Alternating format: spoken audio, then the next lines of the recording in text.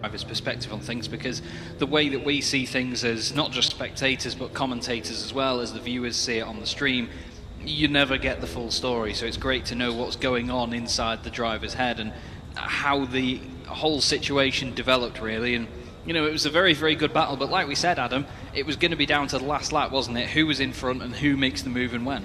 Well, absolutely. You could see just biding his time effectively, heading on to the Wellington Straight for the final time there was McCormack. It ultimately proved not. Silverstone, it's almost time to bring you the next race action, but before we do that, I had a little nip down to the paddock to catch up with one or two of the drivers. Right, I'm here with Rob Holden, running in the 135s. Rob, what an exciting weekend we've got at Silverstone. It's wide, it's fast. Are you looking forward to it, first of all? It's unbelievable. It's the first time I've ever driven Silverstone, can you believe? So it's just such a privilege to be at the home of British motorsport, and we've watched people, legends on this track, and now today I'm out there with my car on it. It's a pinch me moment. I was out in practicing, and I really had almost an out-of-body experience. It's absolutely epic. To race, I can hardly imagine, as you say, it's so wide. Well, it's going to be a slipstream fest today. You're going to find out, aren't you? And let's talk about the racing, because it's going to be tight, as it always is with the Caterhams, isn't it? Oh, for sure. And then any of these tracks where the slipstream is everything, it tends to bunch the cars up into the packs as well. Yeah. So it's going to be really close. Typically around Silverstone, we can see 10, 20 cars separated by a couple of seconds right the way through the race. So it's going to be really, really close. Look, Rob, let's talk about your expectations for the day. Right. What will you be happy with today? Obviously, we all want to win, don't we? But what are we looking for? No, okay. So realistic pace. If I could get to 15 today, that would be a right result for me. I've done a lot of work on the simulator. Yesterday was the first time I've driven the track. Wow. So that's the first time I've got any idea, am I at 3 minutes, am I at 2.5? Educated to guess the Grand National odds, I think, realistically. It's a mid-pack result, I'd be epic. Let me ask you a question about simulator, because we've all played the games and done this and stuff. It's very different when you're in the car, isn't it? Can you be as brave as you are in a simulator? Because if you make a mistake on a simulator, you just reset. If you do it in a car, it could hurt. That's a great question, and I think that comes down to your approach on the simulator. Do you sit in that sim as though you're sitting in the car? Yeah. And you don't take the liberties that you would in a car? And actually, I find it easier to drive in real life than in the sim. So if I'm all right in the sim, it usually translates to all right performance in the car. So there's a couple of corners here in the sim I find tricky. Yeah. When I've come here, in reality, with the feel of the car, I find it easier. Wow. So yeah, the simulator has been invaluable for me. On a limited budget, track days can be expensive. I can get in the sim, I can spend hours for next to nothing. It's a brilliant learning tool for me. Top man, look, Rob, I don't want to put any pressure on you, but we will be watching today. So. As long as the cameras aren't on. Oh no, it'll be on. Don't think you're Best of luck, Rob. Thanks for talking to us, so much. and enjoy it, won't you? Have a great time. And you're a legend in your own right, by the way. You might be sharing the track with the likes of Senna and Hamilton. It's all about Rob Holden. Perhaps they'll be watching me today then. Maybe. Thank you very much. Cheers, Rob. Thank you. Rob Holden running into 135. Right, here we are. Qualifying has just finished. And we've come down actually to Parc Ferme, and I've caught up with Dan Clayfan. Dan, how did qualifying go for you? I was just getting into the straight, and then the fan belt's gone, and so we've had an overheat. So I don't think I've qualified very well. But then again, the race is, anything can happen in a race. No damage to the car, and obviously CTS, being a brilliant team, will have me back out in no time. In fact, like you said, anything can happen in a race. A lot of cars out here, a lot of slipstream, and it could be anybody's, couldn't it, really? Totally, yeah. I had a fairly lonely quali, didn't really see anybody, so I didn't get the slipstream in a sec, so I know I'm a couple of seconds off where I need to be. But yeah. Are you confident you can make that up in the race? Yeah, get a good start and then got wide elbows. That's what I like to do. Dan, thanks for chatting to us. Best of luck. Thank you. That's Dan Clayfan in the 135s. Right, here I am with Stephen Clark, in fact, the pole man for the Sigmax. Now, Stephen, we've spoken a few times before, haven't you? You're going to get the guys today. Today's the day, right? Well, yeah, I mean, as I've said before, Caterham racing is, you couldn't guess it. So, yeah, I've stuck it on pole. I'm really, really happy. It was really tough out there to get a lap. Yeah. But, yeah, it puts me in a good position for the race. And we'll just have to see what happens. Dry conditions, big wide track. Is it not heaven today? You'd think so, but these are aerodynamic bricks. So if you're leading the race, chances are everyone's going to pass you. Yeah. So, it's all going to be in strategy. So it's going to be slipstreaming, it's going to be here, there. Don't take your eyes off it. Is that what you're saying? Exactly that, yeah. Stephen, we might be chatting. You might be a happy man again. Cheers. Thank you very much, Stephen Clark, on the pole position. Right, it is time for the race. So I'm going to hand over to your commentator to take you through the action. Right, here we are.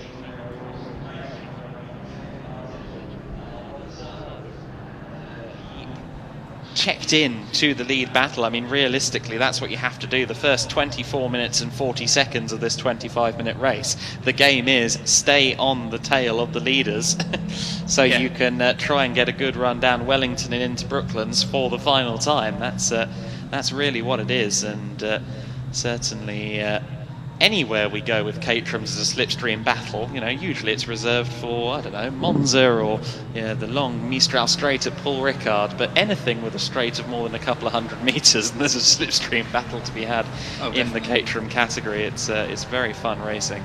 Yeah, it's going to be very, very entertaining stuff here in this one. Not that the last one wasn't.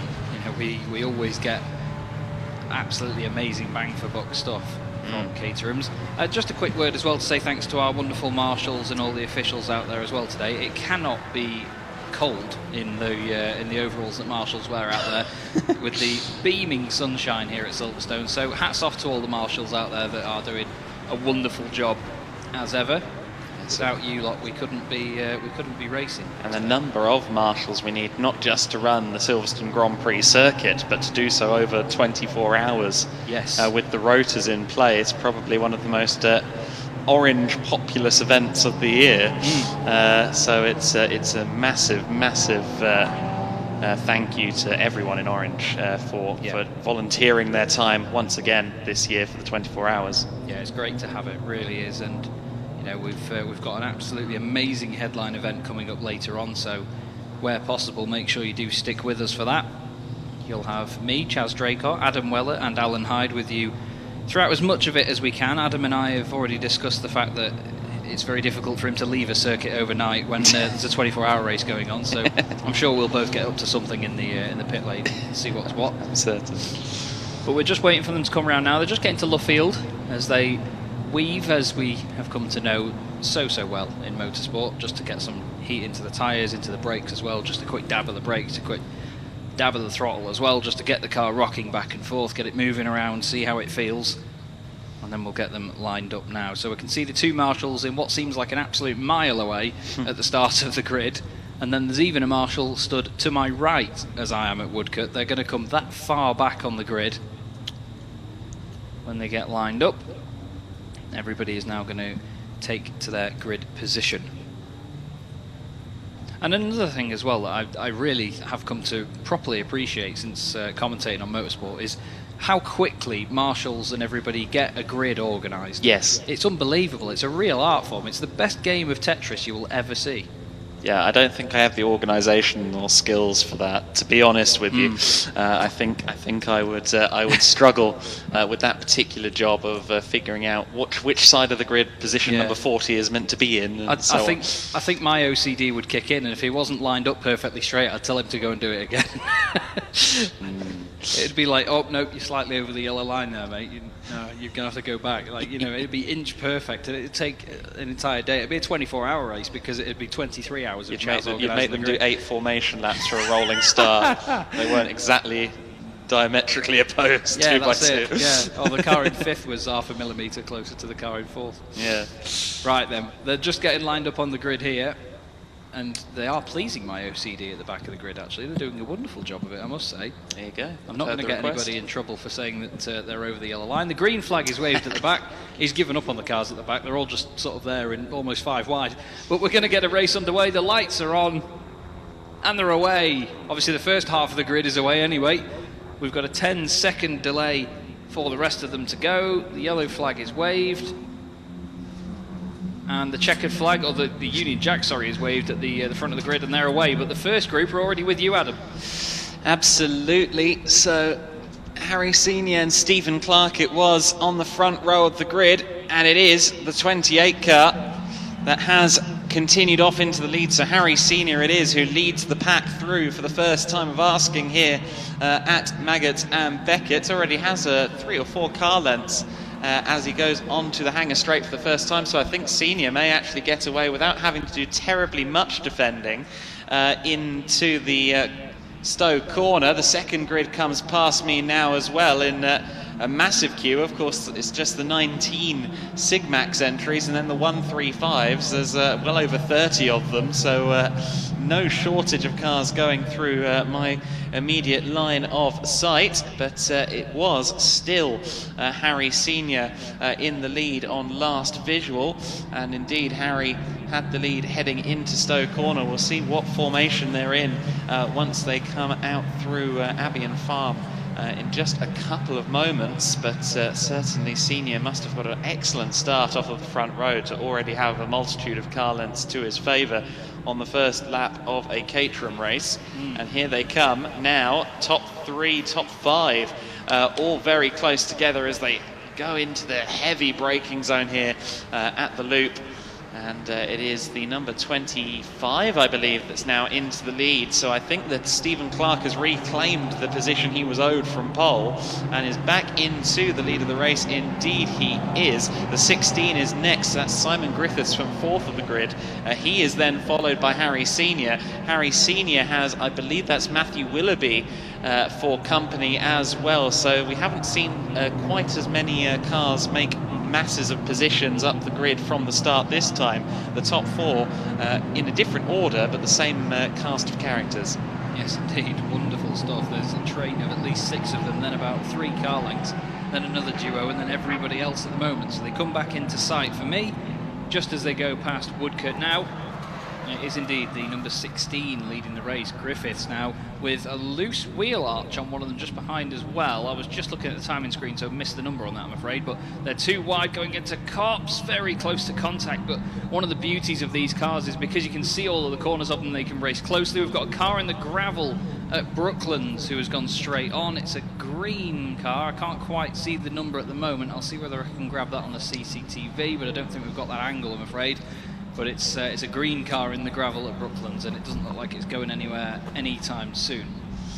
Excellent. Well, the top 6 all in one gaggle as they come past my position in the Sigmax category. Meanwhile, it's the number 50, I believe, that leads the way in the 135s. Indeed, it is the number 50 of James McCall, still holding on to his lead from the effective second pole position for the 135 class, being followed by the 86.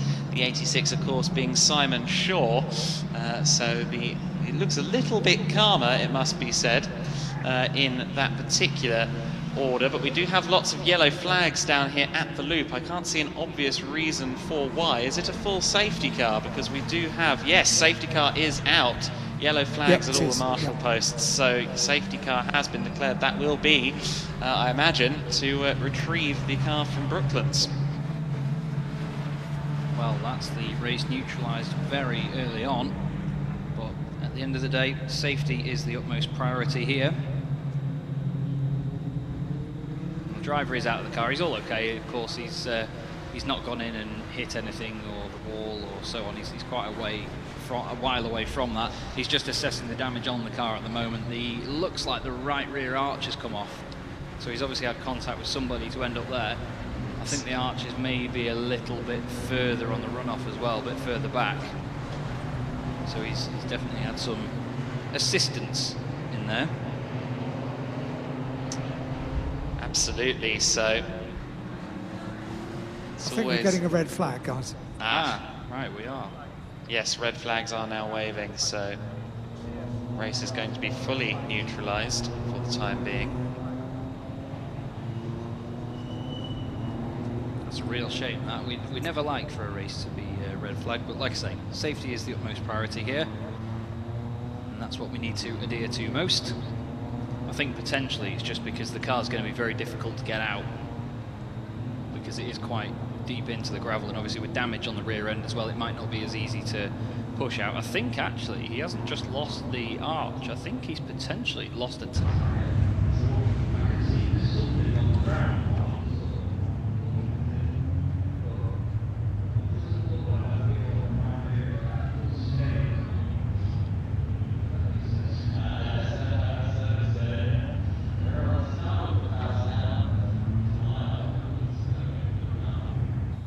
cars potentially stuck there. Maybe there's only the one that I can see, 'cause there's the wonderful BRDC clubhouse, Yes, which there might is. be in the way. there is a pair of cars down right. there at Brooklands, so it is a multi-car issue. That's a shame, real shame. We'll have to figure out who we've lost from it. We've lost Fortescue, Skillicorn and Errol, actually. 3 of them not coming through on the previous lap, so we've got even more than that missing at the moment. All 3 of them missing currently. Yeah, so 3 runners from the kind of mid-pack of the 135s, which obviously having started with well over 30 of them, it was it was always going to be hectic in the early going. So Fortescue, Skillicorn and Errol unfortunately not making it around to break the timing beam at the end of the first lap. But we should hopefully get the race underway once again in not too long of a period's time. I don't think I've ever seen so many Caterhams in one place. I've got this enormous train of them just parked up in front of me now. They're all single-handedly being told which side of the grid to go on, where to sort of park up and get ready, so they're lining up for a restart, of course. But it makes sense, doesn't it? Because they are cars designed for racing. They are cars that always provide us with very, very close racing. And it's not a huge budget that you need in order to do this at the very top level. So it makes sense that we have these wonderful full grids. Oh yeah, it's absolutely fantastic. I mean, you know, it's always a shame when a series doesn't quite get the entries that you feel that it deserves, but you know, the Caterham racing is another category that just never dies down. You know, there's always something going on, there's always really big grids, and I think that it's an absolute treat to be able to come and see it, and I imagine it's a real treat to be a part of, because you think about the design of the car as well, and how that design has endured the test of time. Because if you get the design right, then it's going to last. You can tweak it, you can bring out new models, you can change the horsepower, but the design of the car is absolutely spot on. Yeah, it's one of those things, they've absolutely nailed it first time. It's like, I'm quite the Land Rover fanboy, so when Land Rover made the original Defender, you know, they absolutely smashed it out of the park first time. It was such a capable car, and since then, you know, they've refined it, they've changed it slightly, and now it's become what the ugly thing that it is, but it's still very... I was just about to say, so what's your take on the modern incarnation? Right, okay. I kind of like the front of it, but okay. I'd rather speed up on the motorway to make sure one doesn't overtake me, so I don't have to look at the back of it. Right, yeah, I understand. Yeah. But then again, I think it's fair to say that Jaguar Land Rover, the back of their cars very often is something that I question. For years, the Range Rover Sport. Yeah. If you came up behind it, you could see the rear wheel, couldn't you? Yeah. None of it was enclosed. It's like the back of a ferry. And it is like the open back of a ferry. Yeah. You're absolutely right. Yeah. Don't talk to me about ferries. The Isle of Wight is a of bad course, place to grow up. yes, you would know. I would, yes. Captain Birdseye over here. Yeah. Right then, I mean, other fish finger brands are available. Right then, they're getting the Caterhams really. lined. They're getting the Caterhams lined up at the moment and doing a good job of it as well. We get to look at all the beautifully colourful cars out there. Now, on the game of how many people have got a bright yellow roll cage in this race, I think I can see only 3-4 of them. So, not as many as you'd expect, but still, it doesn't make a difference to the pace of the car. But this is a wonderful day to go racing, isn't it, really? Make sure everyone, obviously, if you are out there at the circuit today, that you do stay hydrated. Make sure you look after yourselves as well. Put sun cream on where possible, because I've been a victim to sunburn before. If you ever speak to a man called Chris Dawes, ask him what I looked like at Snetterton last year. It was like literally a lobster in the commentary box. But, you know, take care of yourselves. Make sure that you take precaution where necessary, and of course in regards to COVID, which we're not going to go talking on about, but you know, just be safe, wear a mask where you need to, and so on. That's the end of the public service announcement. Adam, what can you see? Well, there's a digger taking the apex very nicely at the loop. But yes, I can just see from my position that the recovery process ongoing down at Brooklands. Hopefully all okay, and should get that one cleared up without too long of a pause here. But yes, it is just a matter really here now of waiting. The timing screen has gone blank and the clock has been reset to 25 minutes, so it looks like we may do a complete restart. Of course, the incident happened on the first lap, so that would be the typical protocol, and usually I would expect the race maybe cut down slightly to abide by the timetable, maybe cut 10 minutes off to make it a 15-minute sprint or something like that. But hopefully, for the sake of these drivers, they do get the opportunity to do a race of some length before it's too late. Just seeing one of the flatbeds exit from my view now, Chaz, which means it should be in yours. It is, yes. There is a car being taken away at the moment. Quite a bit of damage on the front of it, unfortunately. It looks like the front right's had an issue.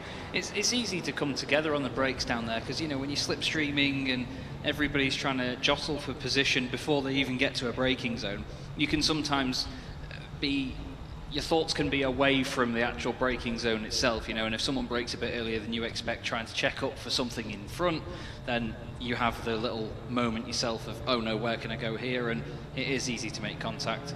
So the drivers, I can see two of the drivers at least. I think there may have been a third involved, but I can see two of them being spoken to by one of the medical staff as well. They're both stood up, walking around.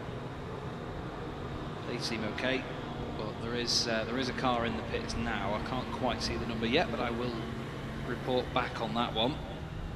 It's just coming into view now where I can see it. The front right is very damaged indeed, completely bent out of shape.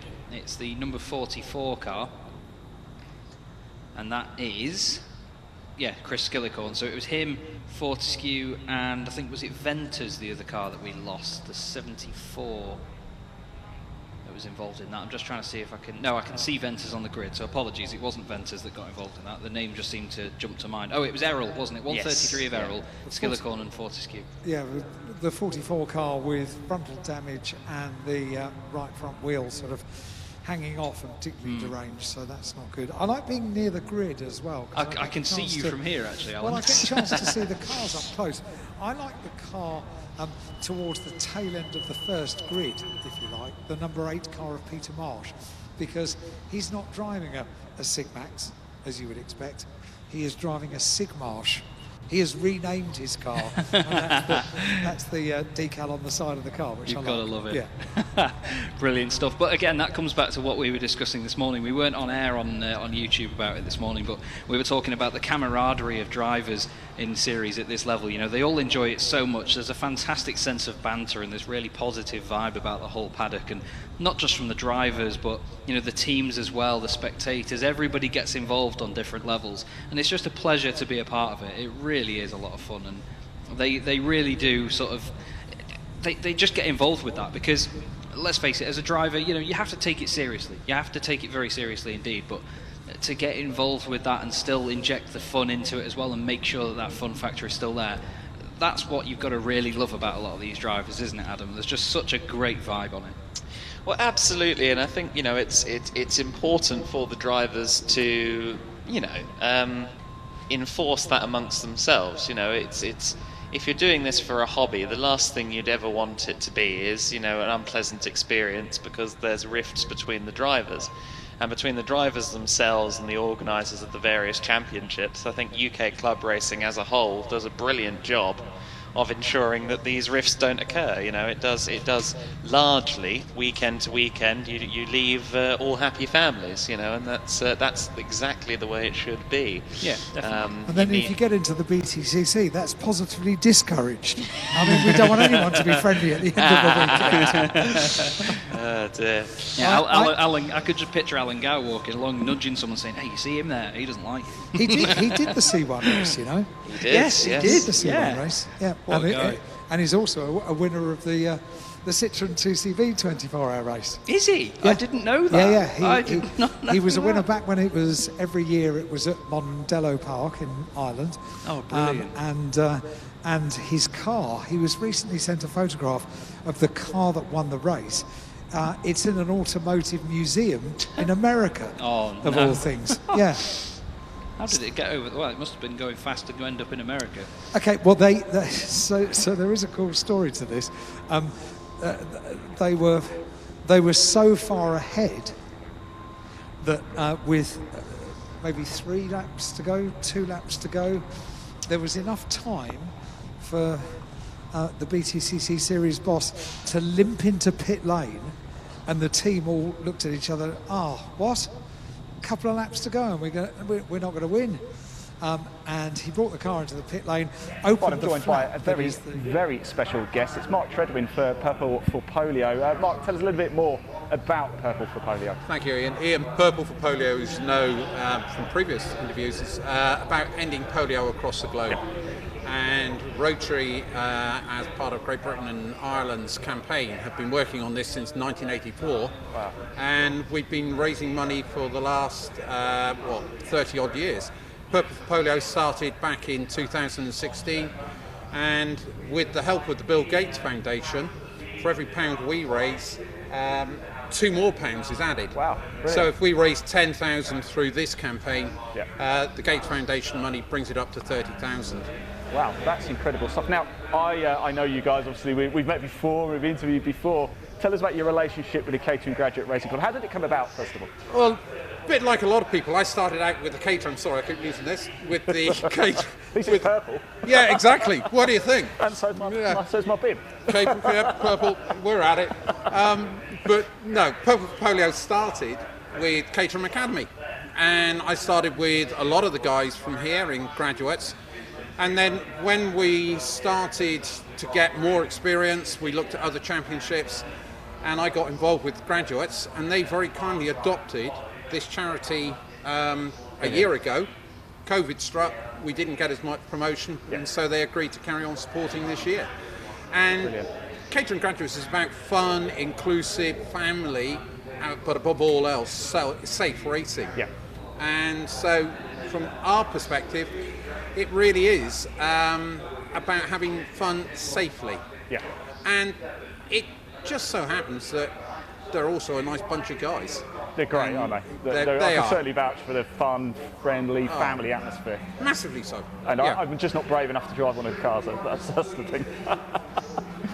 Mark, how do we find out more about Purple? You can visit my link, which is on my Facebook page, which is TTR Team Tready Racing. Yep. Or if you go to Rotary and look at their foundation pages, there's more information about the End Polio Now campaign and about Purple for Polio. Failing that, if you happen to come to one of our meetings, come and pigeonhole me, find the purple car, which will be back on track soon. Brilliant. Hopefully Williams Automobiles at Bristol will put it all back together for me. They're very good at putting it back together, actually, because I keep smashing it up. They had to do that a few times. Yeah, unfortunately, too many, but they've got experience, so they do it quite quickly, and this is a nightmare. But yeah, so we'll be back out, come and talk to us, and as I say, you might even find that we'll rattle a bucket under your nose as well. Fair enough. Mark, thanks so much. Enjoy the day here at Silverstone. We will, and it's been great, and thank you for the work you've done and the guys that have been supporting you as well. Pleasure. Much appreciated. Lovely. Thanks, Mark. Mate. Mark Treadwin from Purple for Polio.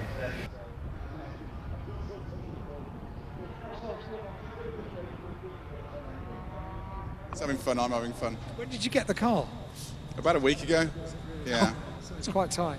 Yeah, it was in a bit of a state as well, so we've, I said, because it's James Kay's car, and I said, I've had half a bloody touring car team working on this car for half a week, so. And even down to a 3-time champion doing the luminous bits around the lights. I'm impressed, Matt. Thank you very much. We'll talk to Matt again as the weekend unfolds. That's fantastic, isn't it? Though, right? We were talking about the trip down memory lane earlier. We've had Matt Neal and James Kay mentioned in the same few minutes. That's phenomenal. You wait till we get Patrick Watts in on the conversation. Yes. We're, we're really moving on now. Oh yeah. Has he got all the grass out of his front bumper yet? Oh, stop. Stop. Oh, I'm sorry. Matt Neal actually raced in a Silverstone 24-hour back in 2018, the last of the ones promoted by Creventic. With Synchro Motorsport. Synchro Motorsport, of course, being the team that James Kay ran the Civic through for several years in the mid-2000s. He did. We have a green flag lap underway, by the way, gentlemen. Connections. We actually have connections and conspiracy theories with Adam Weller.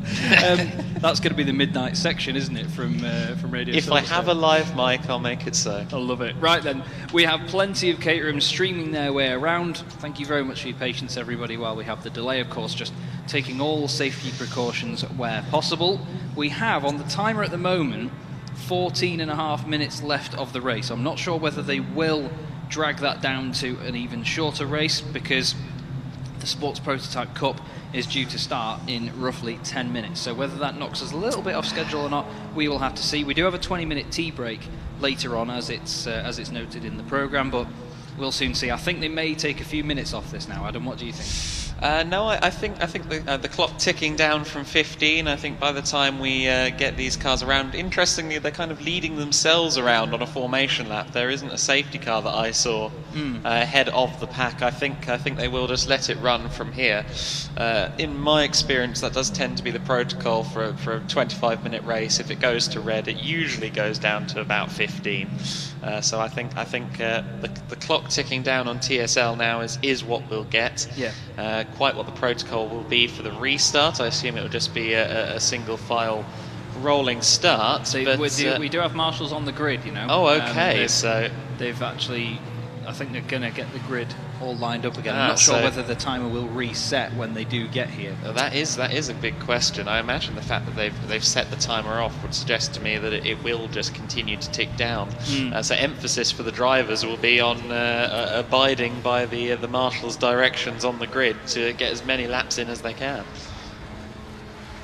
I'm sure the drivers would like to as well, of course, but they do have another race later on as well, so it's not like this is their final chance to get them in. So we'll see them back out again later after this. But yeah, 53 car grid, absolutely wonderful, really is wonderful, and you know, I really don't have a clue where to look, if I'm honest with you. We actually have quite the interesting. Okay, yeah, never mind. Ignore me for a moment, because I was thinking then, this is nuts. Like, the whole grid is actually in numerical order. Yes. That's how it's showing on TSL. So, yes, it is. Sorry, I was just watching then. I was looking down it and I was thinking, that looks similar to numerical order, and then I realised that it was. But that's just full disclosure here from the man at Woodcote. But they're not quite into my sight yet. I think they'll be with you. They're already just going past you, aren't they? They're just coming to Brooklands now. Oh yes, so. there they are. Lovely. There's two gentlemen at the top of the BRDC clubhouse that have got probably one of the best views in the house, to be fair, and if they can hear me, I hope they give me a wave right now, because they are silhouettes against the background, but I can't tell who it is. But they have got an absolutely amazing view up there. They can obviously see them come all the way down to Brooklands and then through Woodcote and across the line as well. It's a very well situated building, but it's a bit of in the way in terms of the commentary box here, but let's not tell the BRDC that. Anyway, they're about to line up now, and then we will get this race underway. Absolutely. So just a few moments, hopefully, before we get to a return to racing action, the Sigmaxes and the Sigma 135 subdivisions, if you will, of the Caterham Graduates. One of many different Caterham series that runs weekend on weekend. I don't think you could run the number of Caterham Championships that we have in this country on one weekend. I honestly don't think there would be enough time to fit everyone's races in. Absolutely great initiative that the Caterham factory have in promoting all of their various series. Hopefully it won't be too long before they're all formed up and ready to go here, but it will be Chaz, of course, with the best view of that. Yes, indeed. They're just lining up now. We've got the second group, of course, with the 10-second delay. lights are just about to come on, I believe. Green flag has been waved at the back. The lights are on now and they're out already. There's a car stationary on the grid. He's actually managed to get going now, but it's side by side for the lead into Copse. The driver in third place really closing him tight towards the apex, and then the rest of the field gets underway. Unbelievable start by the number 18 further back in the pack. That was Mark Lovett, and you've got to love it. He was absolutely flying. Oh, there's contact down the straight though. Debris going everywhere. Wheel arches are plenty. Let's open up a parts franchise, but into Copse, everybody seems to make it through, Adam.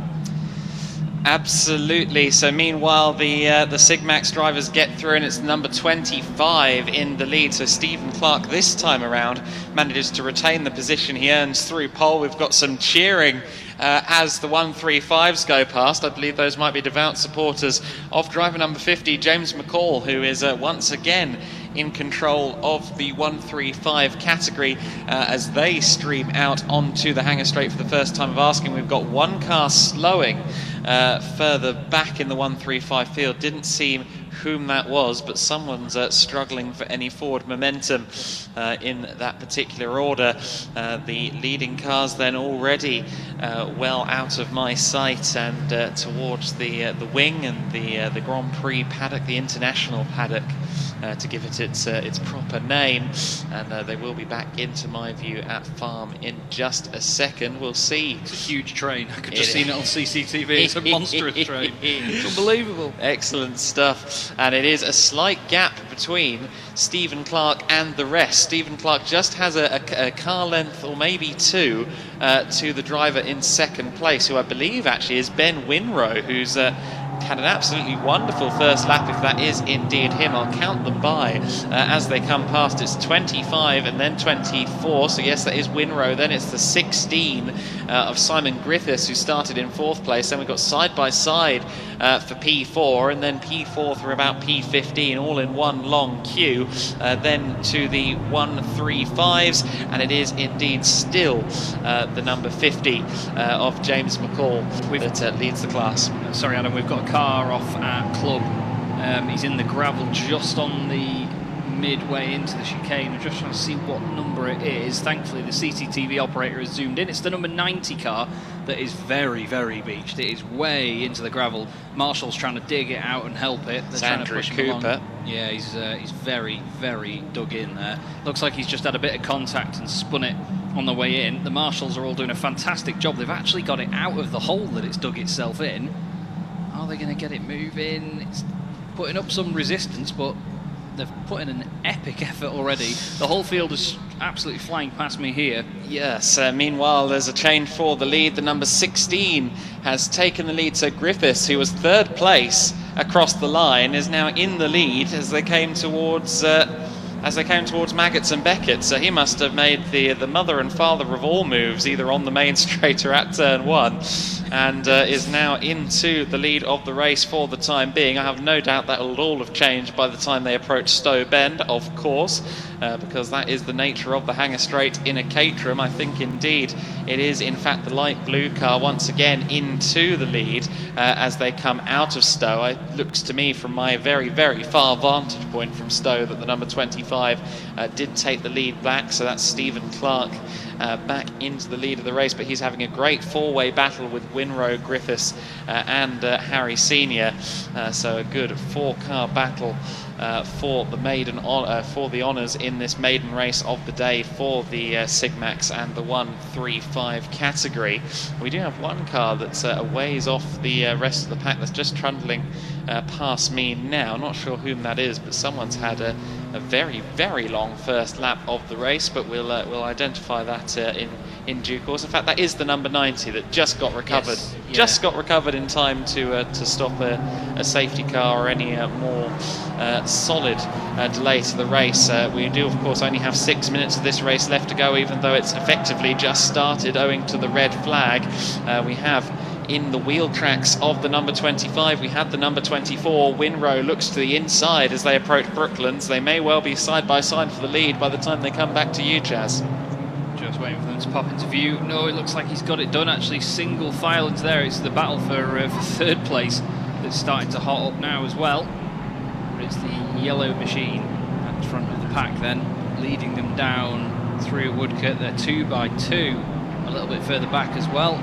But it is the number 24 of Winrow that leads this race, and then Clark in second place. Third is the Way of Senior, then it's Griffiths behind. We've got another train of 6 following them, 39 and the 71 side by side as they cross the line. That's Marshall and Bettinson having a right old fight. And then a bit further back, I believe this may be the lead of the 135s. It is.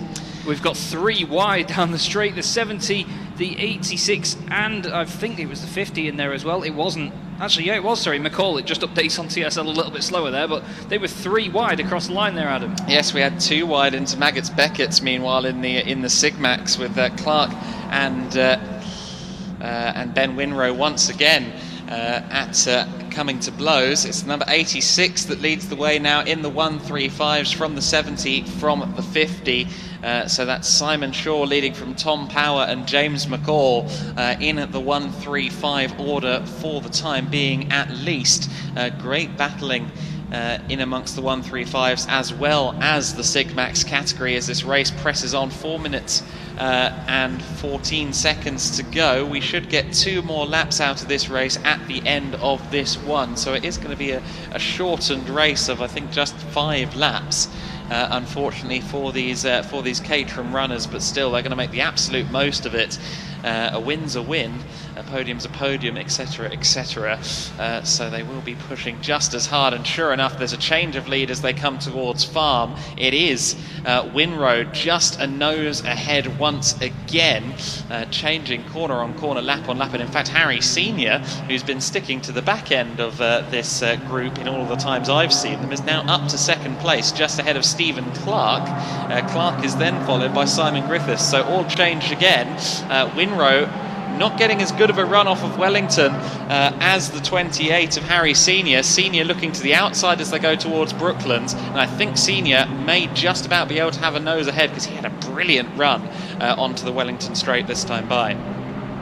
He is just in front now, yeah. Winrow not quite able to hold on at the front, so amazing stuff from Senior. Really good rise up the field. He did actually start on second spot, so he's had to sort of claw his way back through and then retake the lead again. But Winrow gets a really good run down the straight, makes sure that he leaves Senior over to the left-hand side of the track, and he's in front before they even get to the braking zone at Copse. So a significant advantage by that slipstream there. And again, they're going to have to think about these mind games a little bit later in the race when they come onto the final few laps. Well, I think we could be approaching a bit of a moment here, because Maggots and Beckett's, they've got that recovering number 90 in front of them. The top 5 are all being bottled up here just by the fact that they've got some lap traffic to contend with, which I'm sure they weren't necessarily expecting in what's effectively become a 10-minute sprint race. But there we are.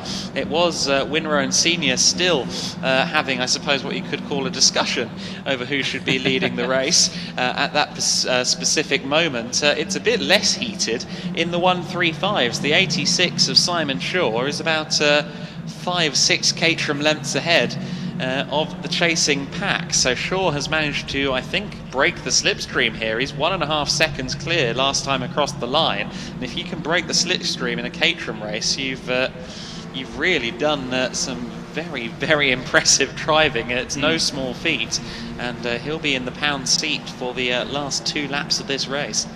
Yeah, he certainly will. It's an absolutely awesome job, like you say, to break away from everybody else, because that's the main thing that keeps these cars closer together. They are punching big old holes in the air. Yes, and here comes the main gaggle of 5. They've cleared the back marker, obviously, and it is now Winrow in the 24 that is in the lead. Senior in second place, still followed by the 25 of Clark. Those 3 do seem to be most consistently the drivers in the top 3, but you've got Griffiths right there with them as well.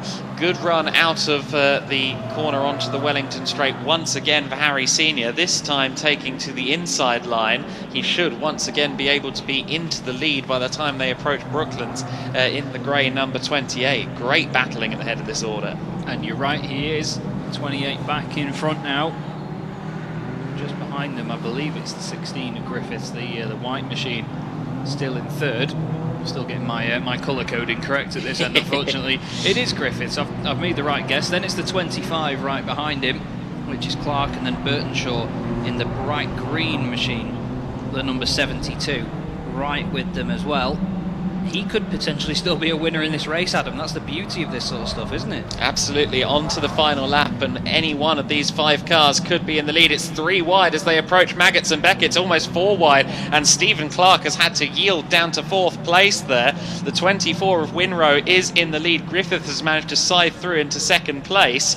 And as they have all kind of ended up on top of each other, I think sure enough Burtonshaw might be in a good place to pick off a couple as they head towards Stowe down the long hanger straight here for the final time. Burtonshaw's just kind of been waiting in the wings, kind of like the poker player, just studying his cards rather than trying to make any significant moves or playing any mind games. He's just been sat there watching, and I think he's up into P3 maybe as they come out of Stowe Corner. It's great fighting between all of them as they head out onto the GP loop. You may be able to pick them up a little better with the CCTVs there, Chaz. I'm just trying to have a look now and see where they end up. They've gone from one camera to the other very, very quickly here, but as they go down what is now the Sir Lewis Hamilton straight, they are still 5 together, but it's still Winrow leading the way here. Yes.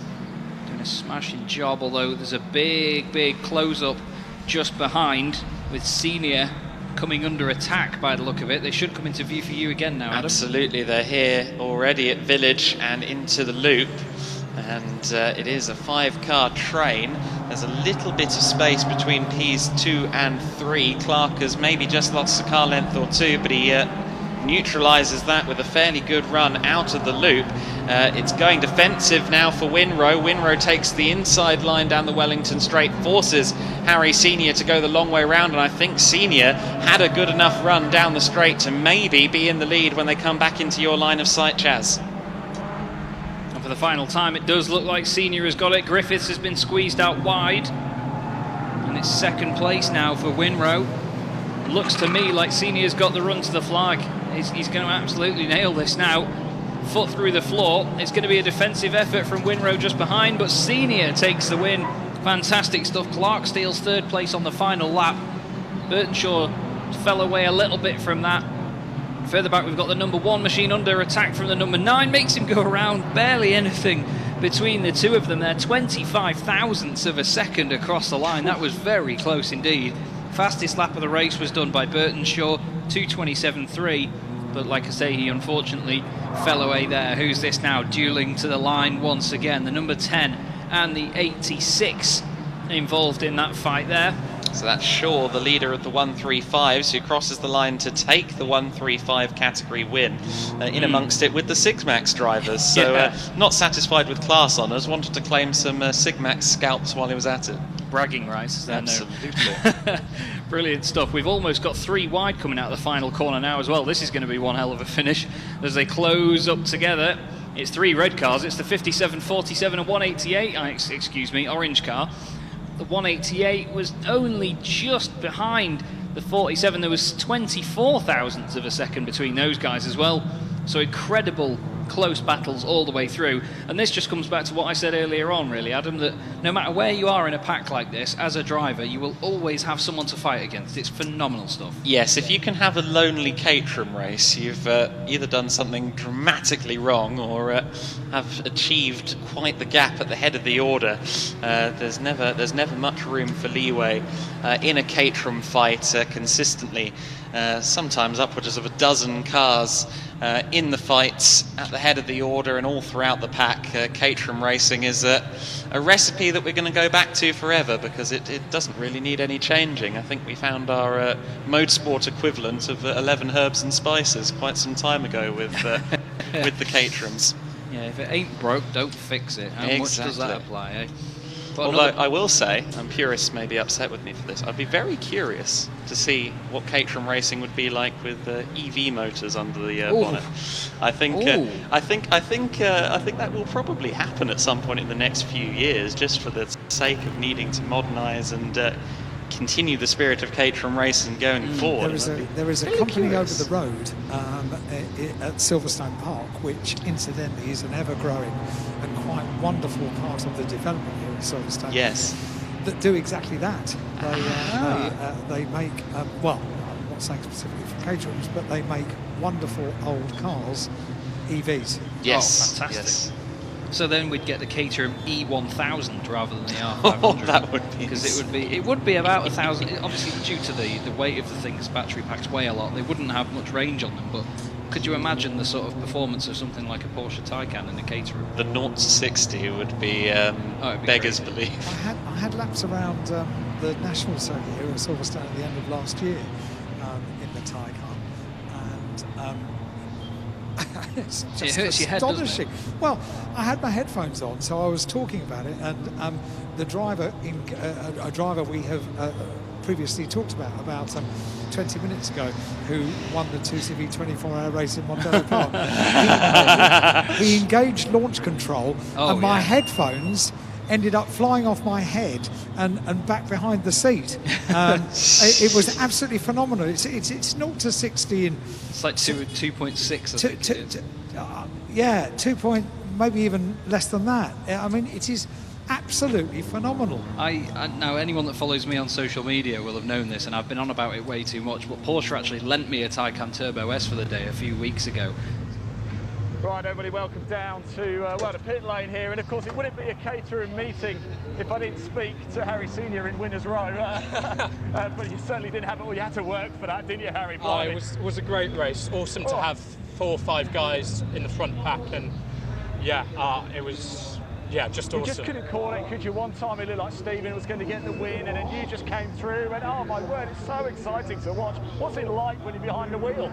I was back and forth at one point, and you kind of got to keep telling yourself that now I'll catch them back up, and last few laps just practicing, getting past them on the line, going into Brooklands. It was awesome, really awesome, right on the edge the whole time. It's a slipstream battle, isn't it? It and is. You come out on top quite often. You've really got the feels with this car, haven't you? Yeah, no, setup was perfect, tyres felt great. It was a lot hotter today than it was yesterday and during testing, so we had to adapt a bit, but well, it worked out all right. Well, I have to say, you don't actually have much time now to the next race, so I better let you get back. No, and I'm in the C1s later as well. Oh, you're in the C1s? Well, I'll definitely catch up with you later. Congratulations, Harry. Go on, get yourself back, get yourself ready. I did want to see if we could get kind of 86 Simon Shaw as well, picking up the 135 class win. Just stay with me a little bit longer. Let's just see if he's coming down. Later on, actually, for the races, we will actually head down. In fact, who's behind us? We've got somebody behind us. We will head to Parc Ferme just to get you a few more. Let's see who have we got. Oh, we do have Simon Shaw. That's handy, isn't it? We'll grab a word with Simon very shortly. He's just chatting to the commentary team here at Silverstone over the actual PA. But Simon Shaw, they're picking up the 135 class win. Of course, Harry Senior, what a magnificent. Simon, before you go, sorry, just very quick word. Congratulations, by the way, picking up the 135 class. Thank you. Very close racing, very exciting. So much going on. Of course, the race was delayed, obviously, for obvious reasons. Did that throw you off at all? Were you able to just get focused in again and go? I was just saying to the guys on the commentary, it's really hot in the car, and sitting in the sun for an extra 15-20 minutes like that is just really. So you got a helmet on, you've got everything on. You can't take anything off. But yeah, a little bit too close today, maybe. I missed a gear on the start, so a little bit of contact there, dropped back down the pack, and I was off. I was going to say, you're missing an arch. Yeah. Look, I'll let you crack on because there's quite quick turnover, isn't there? Simon Shaw, the winner of the Class 135. I'm going to hand back to your commentary team because we've got the next race coming straight up. In here as well. Yeah, you see, it's lovely. But let's not